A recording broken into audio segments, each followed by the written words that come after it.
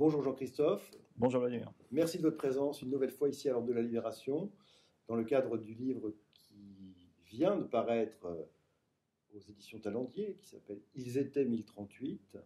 Alors, ce livre d'entretien qui est basé sur le fonds d'archives considérable que vous avez accumulé entre 1997 et 2000 en rencontrant, en échangeant avec plus de 130 compagnons de la Libération, est-ce que vous pouvez nous raconter comment se passaient les entretiens et plus exactement où se passaient ces différents entretiens que vous avez eus avec eux à l'époque? Alors, il y en a eu quelques-uns ici, à la Chancellerie de la Libération, Ouais. mais évidemment, la plupart, donc, c'était chez eux. Alors, chez eux au sens large. Il y avait donc ceux qui étaient en maison de retraite, il y avait ceux qui étaient chez eux dans leur domicile privé, ceux qui m'ont pu me recevoir dans des grands lieux de la France libre qui n'existent plus, la rue Vergniaud, la maison de la DB.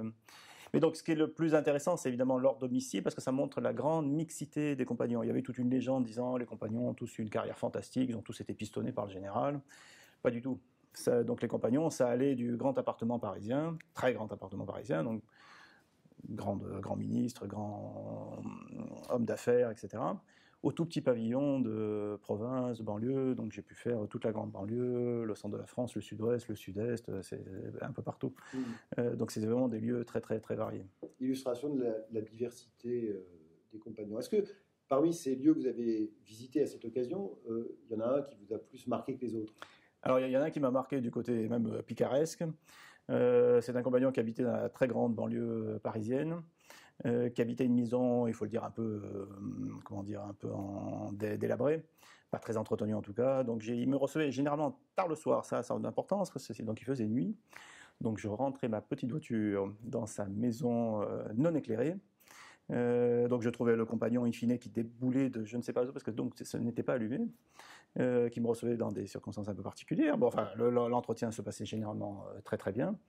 Si ce n'est que j'ai découvert donc au bout de 2-3 rencontres, que je l'ai rencontré assez souvent, qu'en fait il était armé, il avait une arme de guerre, un pistolet allemand sur lui, en me disant si un jour un intrus débarque chez moi, je pourrais le flinguer facilement. Donc je peux vous dire qu'autant les rencontres suivantes, je faisais tout, j'arrivais avec les phares, je klaxonnais presque, sachant que dans l'antichambre, il y avait également des grenades allemandes qu'il avait gardées. Oui. Donc c'est le côté tout à fait aventureux, j'ai risqué ma vie. D'accord, effectivement. Alors, votre livre vient de paraître, Ils étaient 1038 aux éditions Talendier. Pouvez-vous nous dire dans quel état d'esprit vous êtes là? Alors forcément fébrile. Enfin, vous savez ce que c'est Vladimir, quand on publie un livre, vous en avez publié vous-même. On espère toujours que le lectorat répondra à ce que vous avez écrit, qu'il y aura des... Mais de toute façon, moi ce qui m'intéresse, c'est que le témoignage soit écrit, perdure, qu'il restera une trace de tout ça. Une fois de plus, c'est important, en particulier pour la jeunesse, que la jeunesse lise ce que les compagnons ont vécu, particulièrement sur la période de 40. Est-ce que vous pensez que, éventuellement, certaines familles de compagnons pourraient apprendre des choses à la lecture de ce livre d'entretien?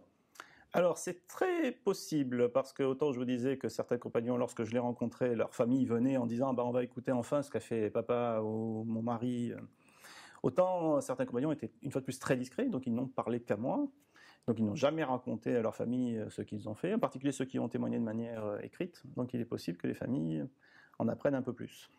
Merci infiniment et bonne chance pour la sortie, enfin pour la publication du livre et pour son avenir commercial. À très bientôt Jean-Christophe, merci beaucoup. Et merci pour votre accueil, merci infiniment.